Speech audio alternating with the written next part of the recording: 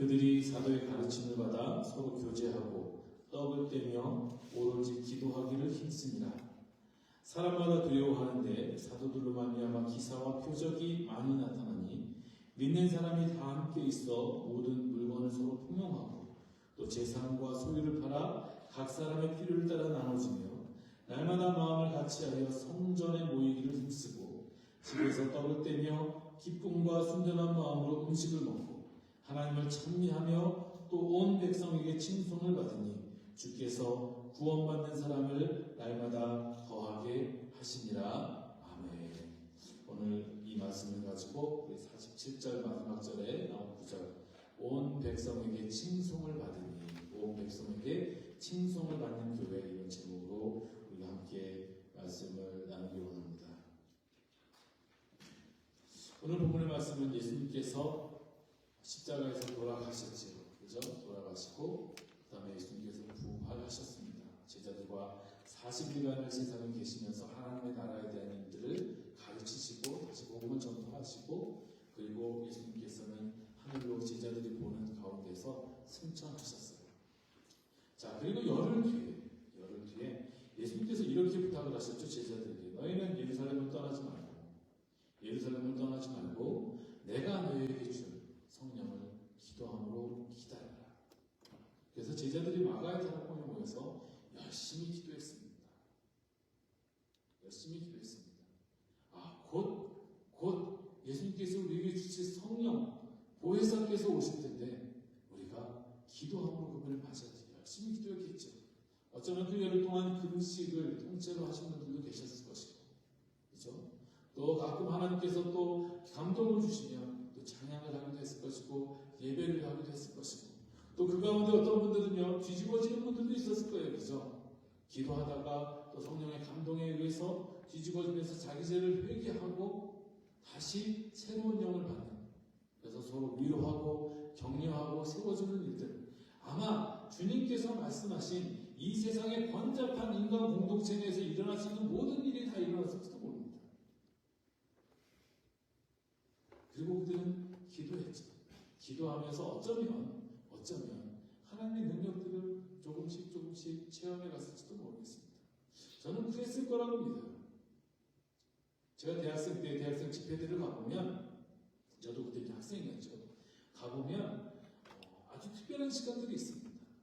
집회를 다 마치고 나서 저녁에 같이 기도하는 시간을 가져. 기도하는 시간이 10분, 20분 되는 게 아니라 1시간, 2시간, 3시간, 4시간을 넘어갈 때도 있습니다. 그런데 기도하다 보면 진짜 이런 일들이 일어나요.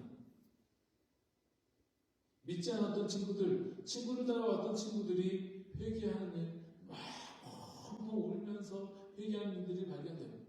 어떤 친구들 기도하다가 그 위에 쓰러져가지고 곤히 자는 친구들도 있고, 어떤 친구들은 막 사단이 그 안에 가득해가지고 자기도 어떻게 할 줄 몰라서 떼굴떼굴 구르는 친구들도 있고, 그럼 옆에서 붙잡기도 하고, 어떤 친구들은 도망가기도 하고, 어떤 분들은 목사님 오셔서 기도해 주시기도 하고, 사단이 물러가고 질병이 치유되고 자기의 아픔들이 다 사라지고, 어떤 분은 대신 자기의 용서를 구하는, 막 억울한 일, 상처가 있는 분들도 있잖아요. 그런 분들 앞에 나가서 대신 용서를 구해주기도 하고, 그러면서 성령께서 그 안에 임하시는 장면들을 보기도 했습니다. 아마 오순절이면요, 6월절 이후에 50일입니다. 예수님께서 돌아가시고 50일이에요. 50일. 그래서 오순절날 하나님께서 마가의 다락방에 성령을 보내셨습니다. 엄청난 일이 일어나죠. 사람들이 보기에도 그랬습니다. 그때 6월절이라고 수많은 사람들이 예루살렘에 모였는데, 보니까 저기서 막 시끌시끌한데 갑자기 하늘에서 불의 혀 같은 것이 막 내려오는 거예요. 이거를요, 그냥 이 사도행전의 저자인 누가만 본 것이 아니라 사람들이 봤어요. 사람들이. 여러분 보고 싶으시죠? 그런 장면? 자, 우리 교회도 성령이 임하는 장면을 라스베가스에 보여줄 수 있을까요? 아멘? 네, 보여줄 수 있습니다. 왜 어떻게 하면 되는지 오늘 말씀을 들으면서 우리 한번 나눠보려고 해요. 여러분, 저는 오늘 라스베가스 제일장로교회가 사람들에게 칭찬받는 교회가 됐으면 좋겠습니다.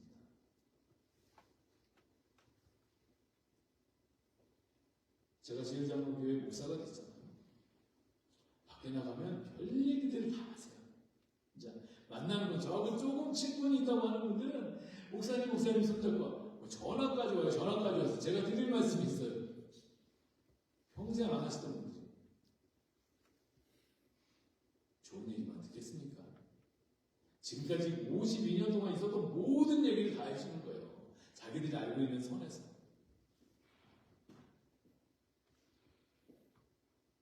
그럼 제가 집에 들어가서 하나님께 뭐라고 기도할까요? 뭐라고 기도할까요?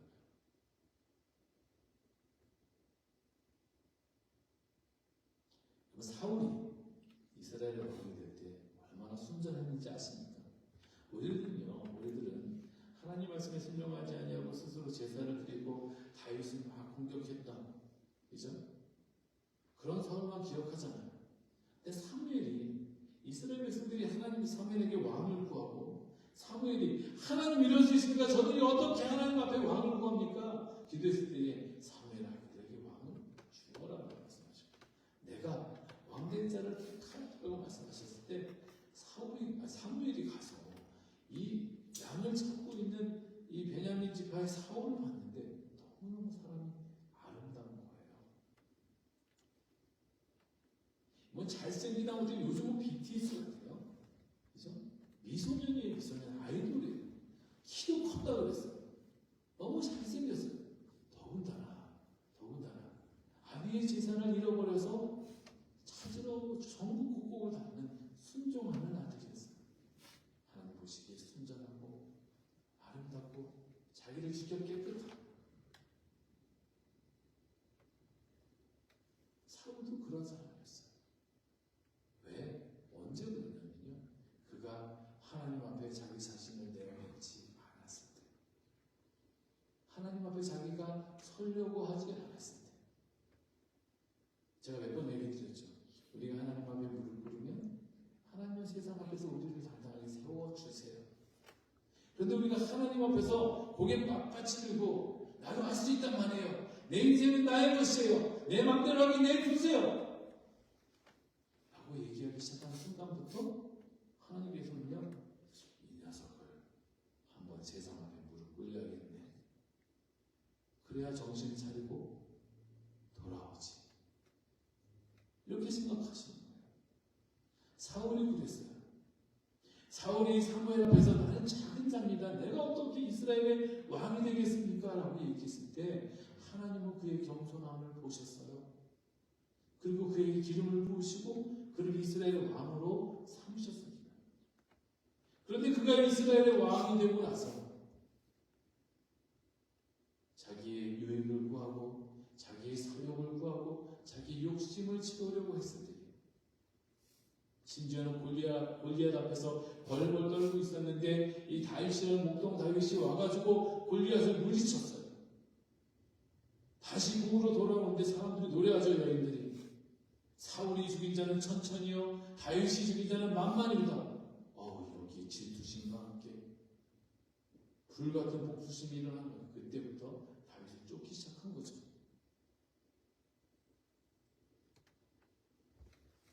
사울이 죽인 자는 천천히, 내가 죽인 자는 천천히요, 다윗이 죽인 자는 만만히요. 맞죠, 그죠? 맞죠.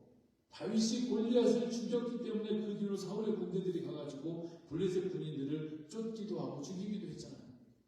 맞는 얘기예요. 맞는 얘기를 하는데 인정하지 못하겠는 거예요. 뭐 때문에? 내 자존심 때문에. 뭐 때문에? 나는 그래도 왕인데 하는 생각 때문에. 제가 서울영화교회 출신이잖아요.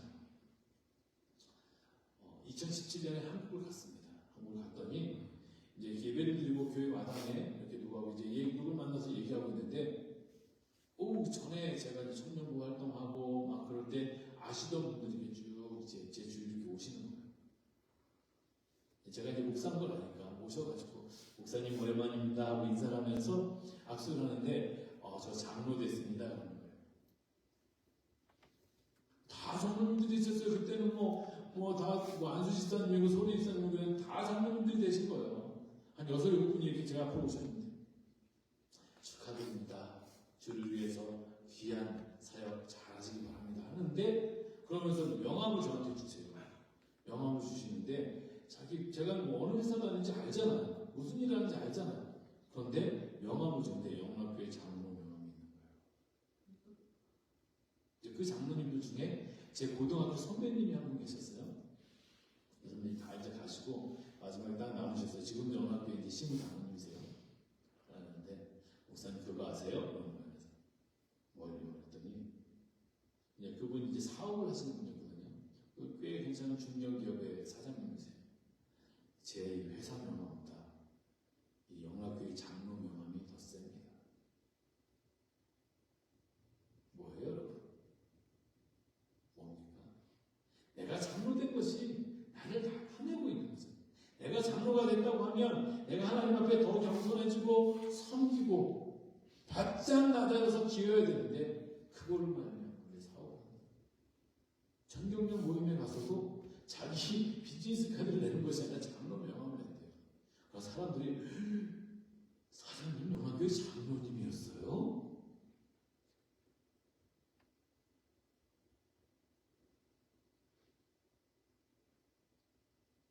예수님이 돌아가시기 전에 예루살렘의 제자들을 모았잖아요.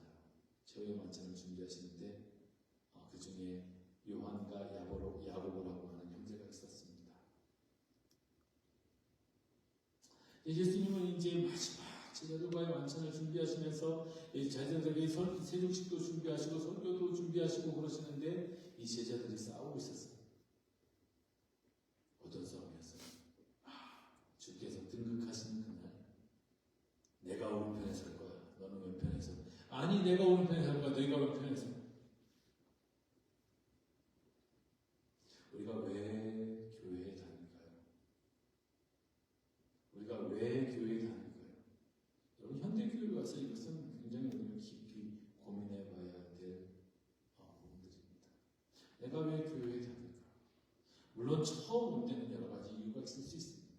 처음 올 때는 청년들은 뭐 여자친구 남자친구 만나러 오기도 하고 밥 먹으러 오기도 하고 뭐 어른들도 마찬가지로 친구 만나러 오기도 하고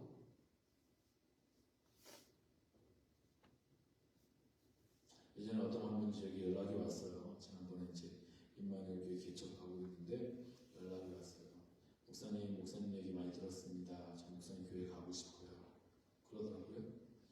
그러세요. 예배드리러 오세요. 그랬는데 그 전에 목사님을 만나서 식사하고 차 마시고 싶습니다. 그러시더라고요. 그래서 같이 만나서 식사를 했어요.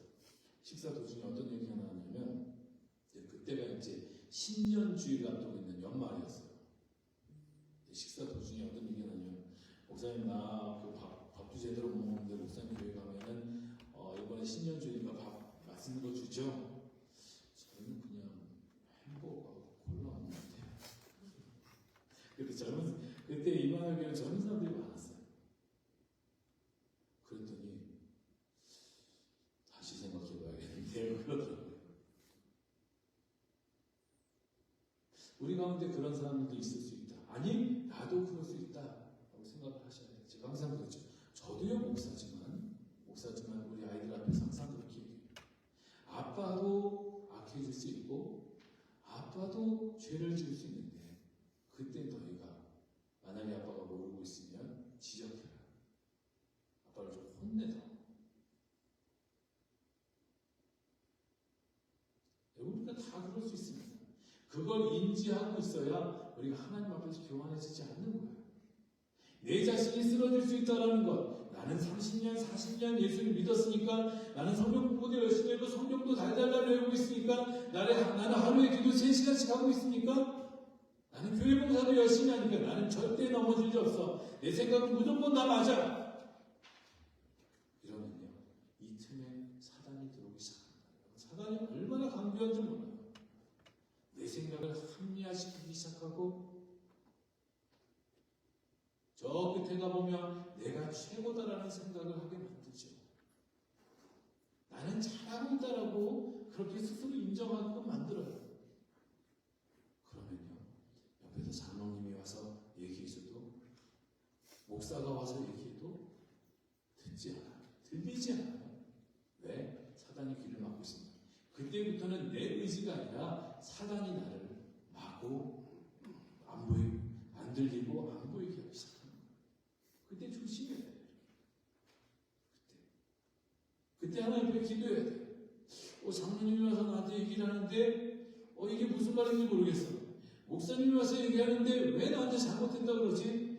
도대체 목사님이 나한테 그런 말을 할 수가 있는 거야? 이런 생각이 들면요, 기도하기 시작해요. 하나님 내 눈을 열어주십시오. 하나님 내 귀를 열어주십시오. 기도하기 시작하세요. 진짜 여러분, 미리 말씀드리는 거예요. 지금 여러분이 그러신 분들이 한 분도 없기 때문에 제가 미리 말씀드립니다. 사람은요, 그렇게 시험에 빠지시기 시작합니다. 조심하셔야 돼요.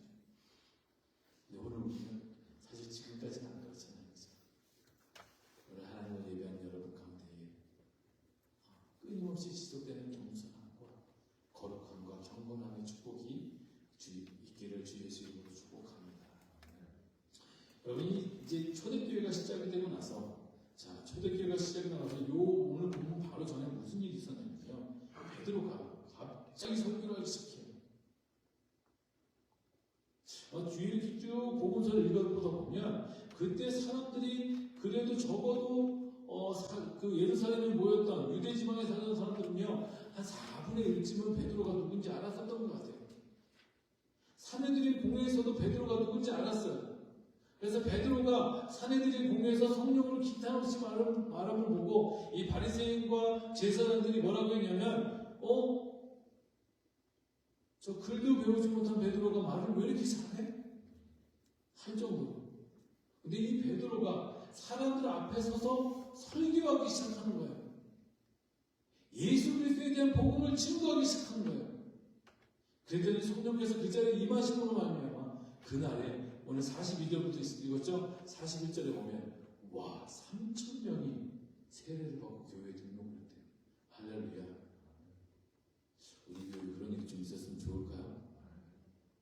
어느 날 제가 어디 가서 설교를 했는데 갑자기 인터넷을 보고 우르르 올려가지고 3,000명이 막 들어올 자리도 없이 막 감당하실 수 있겠어요? 저는 여러분이 감당 못할까봐 걱정이 돼요. 괜찮으세요? 네, 할렐루야. 3,000명이 모여들 때 어마어마한 숫자죠. 더군다나 지금보다 인구가 훨씬 적을 때이죠. 적을 때.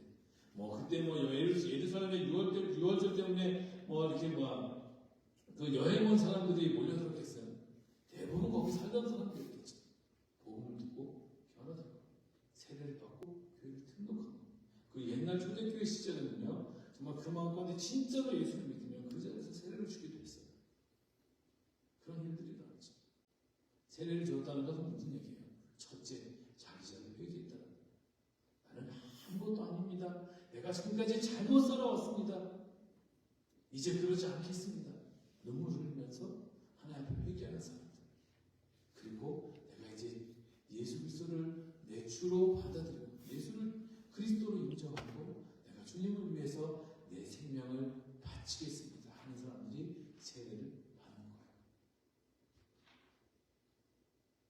그 사람들이 모였는데 이 사람들이 어떻게 해서 40대를 보냈어요. 사람들이 사도의 가르침을 받아 그 전에 다음에 43절에 보면 42절에 그들이 사도의 가르침을 받아 서로 교제하고 떡을 떼며 오로지 기도하기를 힘씁니다.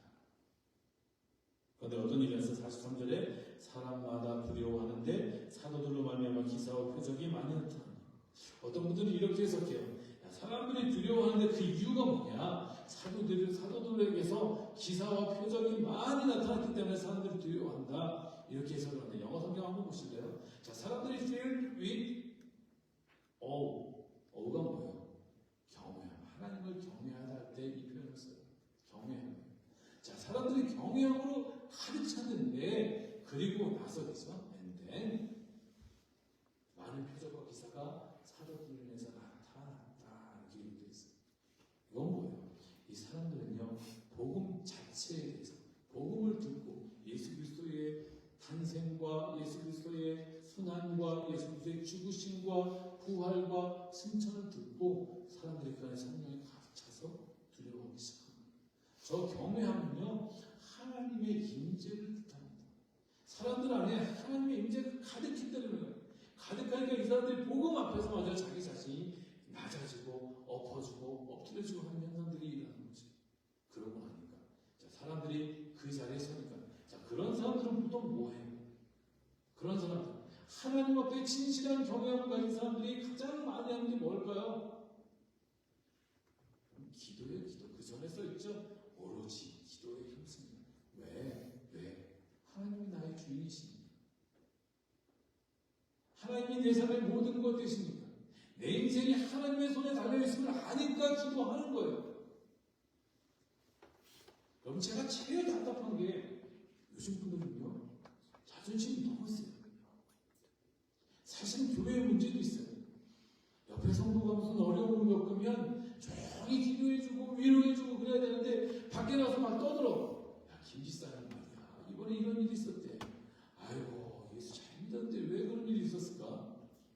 그럼 옆에서 뭐라 그러겠어? 잘 믿다가 한번 어긋났어. 그러니까 하나님 앞에 벌 받은 거야. 뭐 이런 얘기도 하고 자력이지 뭐 이런 얘기도 하고 왜 교회에서 어떤 일이 있는데 그것을 밖에 가지고 나가서 얘기를 해요? 내 형제가, 내 자매가, 내 아내가, 내 남편이, 내 자식이 그러면 여러분 가서 그러겠어요? 안 그러잖아요.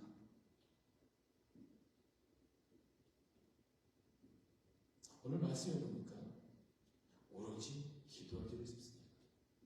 하나님 앞에 붙잡힌 바 된 사람들은요 기도해요. 왜? 하나님이 살아계신 걸 알기 때문에.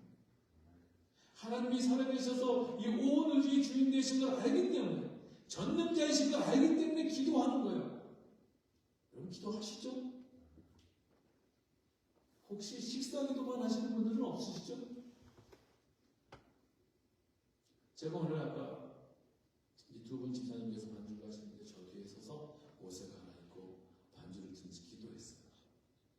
성도들 한 사람 한 사람들 혹 앞으로 오신 분들 편지를 보낸 분들 이름을 내면서 제가 기도했어요. 여러분의 자녀들 제가 알고 있는 이름들 근데 되게 우리 식구들을 위해서 기도할 때는 너무 마음이 편하고 감사합니다.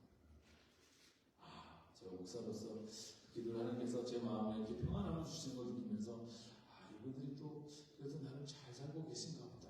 하나님 것이기에 그래도 괜찮은가 보다.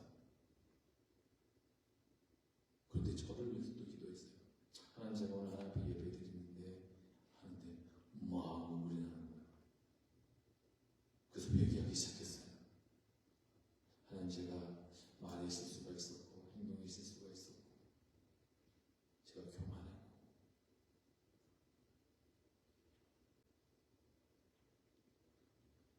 하나님 손에 붙잡힌 사람은요 기도를 쉬지 않습니다. 그래서 사도 바울이 데살로니가전서에서 얘기했잖아요. 항상 기뻐하라. 쉬지 말고 기도하라. 범사에 감사하라. 이는 그리스도 예수 안에서 너희를 향하신 하나님의 뜻입니다. 여러분 하나님의 뜻입니다. 성도를 향한 자녀를 향한 하나님의 뜻은요 우리에게 그냥 뭔가 선물을 던져주는 것이 아니에요.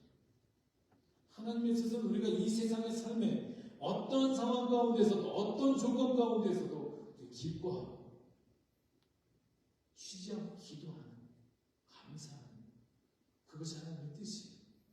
막 묻잖아요. 도대체 이런 상황 가운데서 내게 원하시는 하나님의 뜻은 뭐예요? 쉬지 않고 기도하는 거예요. 하나님 앞에. 그게 하나님을 인정하는 거니까. 그게 살아계신 하나님 아버지 앞에 나아가는 다른 자세니까. 기도하는 거예요. 초대교회 성도들이 가장 먼저 하는 게 뭐였어요? 오로지 기도에 힘쓰니라. 오로지 기도에 힘쓰니라. 여러분이 진정한 교회가 되기를 원하십니까? 내가 하나님께서 원하시는 하나님께 기쁨을 드리면 성도가 되기를 원하시면 기도하셔요. 설거지할 때도 좀 기도하세요. 청소하실 때도 좀 찬송 부르세요. 운전하실 때도 좀 기도하세요. 눈 감고 말고.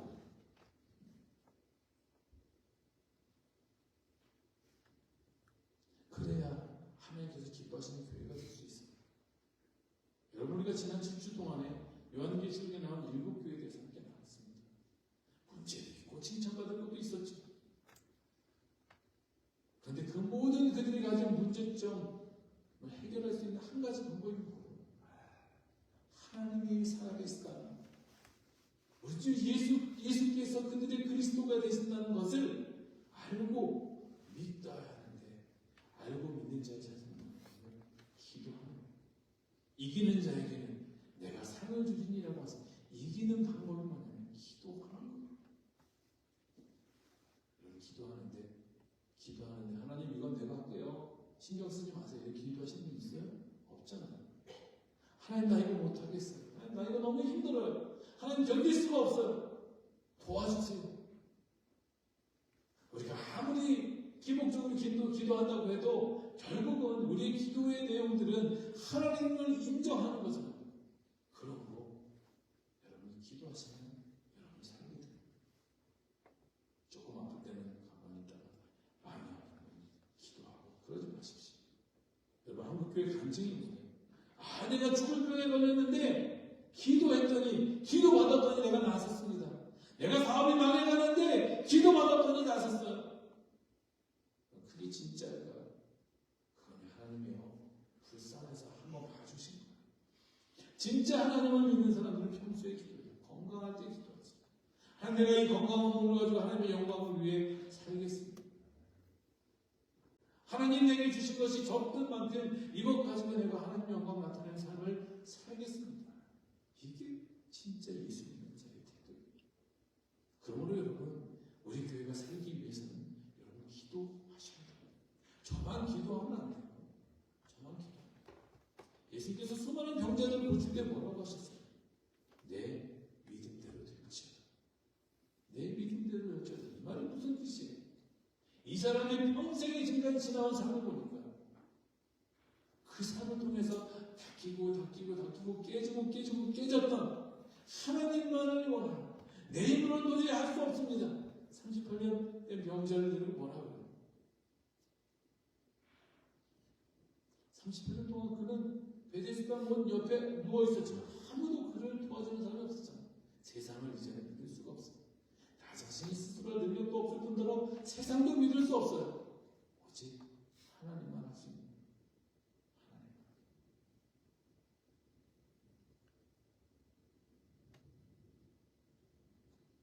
저는 여러분의 삶에 기도의 능력이 임했으면 좋겠습니다. 기도의 능력은요 내내 보이지 않을 때도 있어요. 여러분 많이 아파서 제가 지난 신방을 하면서 여러 가지 문제점들을 알게 됐어요. 어떤 분들은 육신의 연약함이 있고, 어떤 분들은 영적인 연약함이 있고, 어떤 분들은 자녀의 문제가 있고, 그걸 알고 나서 기도하기 시작했어요. 기도할 때 하나님께서 하나하나 만지시는 거예요. 어느 날 갑자기 내 자녀 뒤집으려고 그러면요, 살아있는 사람 확실하게 뒤집으면 어떻게 돼요? 죽잖아요, 여러분. 그때까지 기다리지 마시고 기도하시고 자녀 위해 기도하시고 배우자 위해 기도하시고 가정 위해 기도하시고 같은 한 가족 된 교우 위해서 기도하시고 교회 위해서 기도하시고 시간 남으시면 저를 위해서도 좀 기도해 주시고 그래야 우리가 살아계신 하나님의 능력을 맛보는 삶을 살아갈 수 있습니다. 어떤 사람이 죽었다 살아났습니다. 옆에 있던 교인이 우와 엄청난 기적을 맛봤네.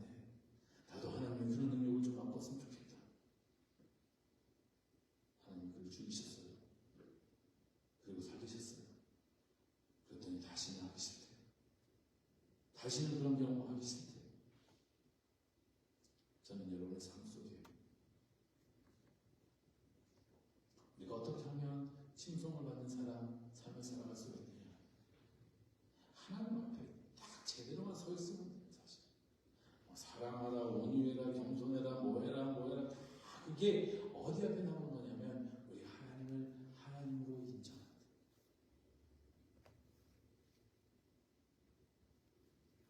내가 하나님을 하나님으로 인정하면 하나님께서 나를 하나님의 자녀로 인정해 주세요. 내가 하나님을 하나님으로 인정하지 않으면 하나님께서 나를 하나님의 사람으로 인정하지 않으세요. 그럼 어떻게 돼요? 어떻게 돼요?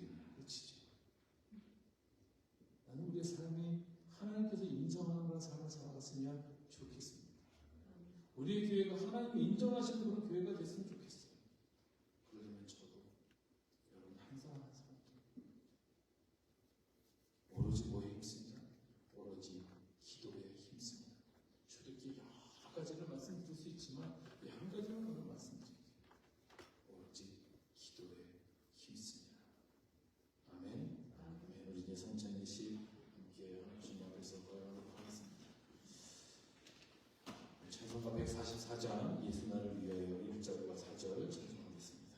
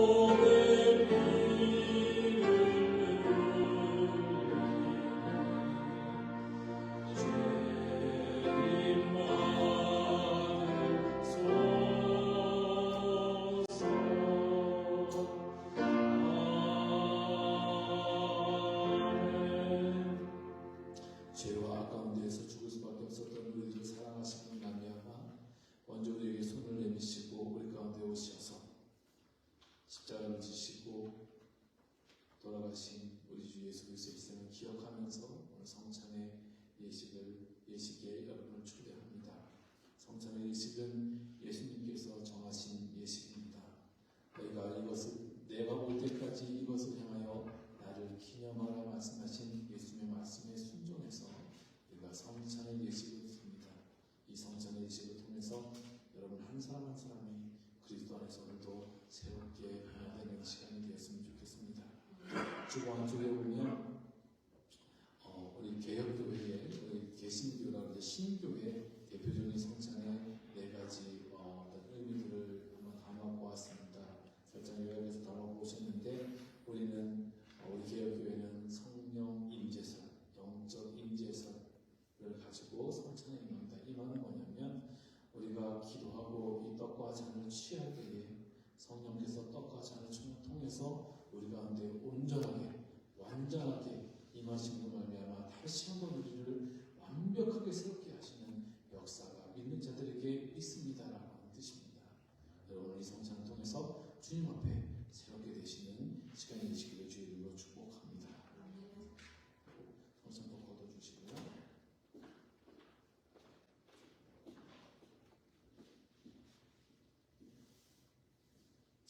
그럼 우리 형제들아, 내가 하나님의 모든 자비하심으로 너희를 권하노니 너희 몸을 하나님이 기뻐하시는 거룩한 산제물로 드리라. 이는 너희의 드릴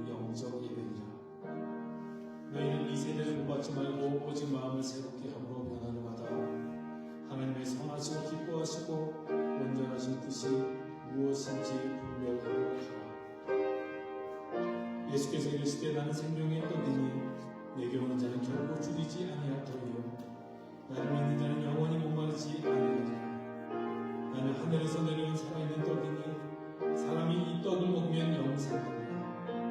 내가 줄 떡은 그 세상의 생명을 위한 내 살이라 하시니라.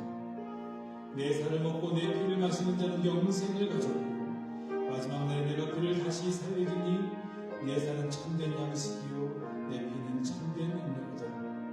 내 살을 먹고 내 피를 마시는 자는 내 안에 거하고 나도 그의 안에 거하나니 살아계신 아버지께서 나를 보내시며 내가 아버지로 말미암아 사는 것 같이 나를 먹는 그 사람도 나로 말미암아 살리라. 새 계명을 너희에게 주노니 서로 사랑하라. 내가 너희를 사랑한 것 같이 너희도 서로 사랑하라. 너희가 서로 사랑하면 이로써 모든 사람이 너희가 내 제자인 줄 알리라. 아멘. 저희 동성으로 이 시간 함께 기도하겠습니다. 아직 회개하지 못하신 분들, 회개할 권위들이 남으신 분들은 주님을 회개하시고 새로운 또 인생을 살겠다고 주님께 말씀드리시고 또 주님 주시는 그 은혜 가운데 내가 거하기를 원합니다. 간구드리면서 이 시간 하나님, 내가 주님의 잔과 주님의 떡을 받습니다. 믿음으로 받습니다. 내게 온전히 임하여 주옵소서. 함께 기도하겠습니다. 이 시간 하나님, 하나님 우리가 주님의 잔과 주님의 떡을 받기를 원합니다. 하나님 이 잔과 떡을 받는 모든 사람들 가운데 하나님 은혜를 베풀어 주시고 주여 하나님 영적으로 임하여 주셔서 우리가 다시 한번 우리 예수 안에서 주님을 주님으로 모시면서 하나님을 하나님으로 인정하는 삶의 속도로 영주하여 주옵소서. 우리 가운데 임하신 주님을 찬양합니다.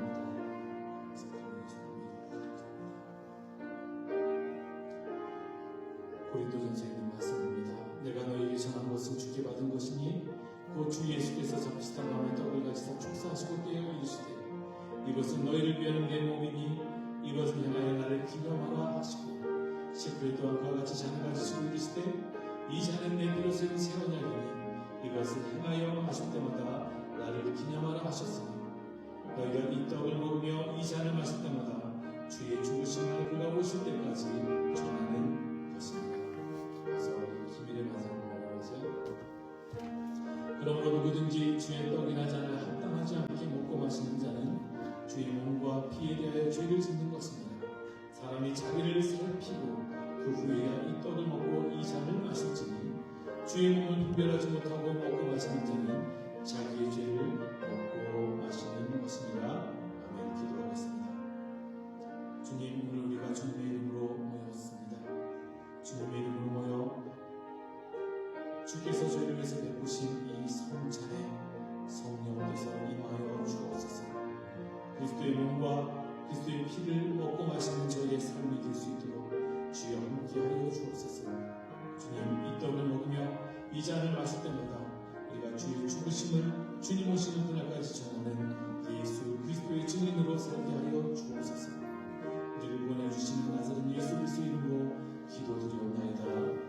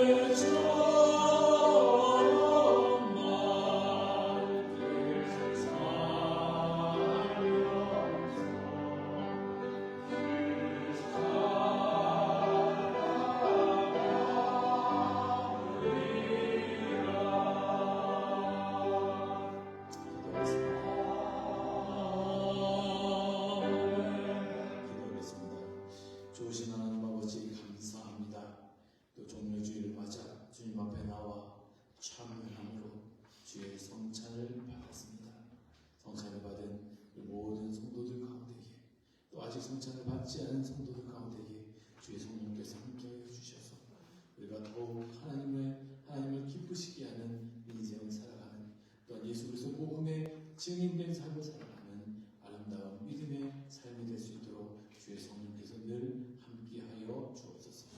또 감사함으로 오늘 주님 앞에 귀한 예물을 드립니다. 얼마나 힘겹게 이 예물들이 모아지는지 주님께서 아십니다.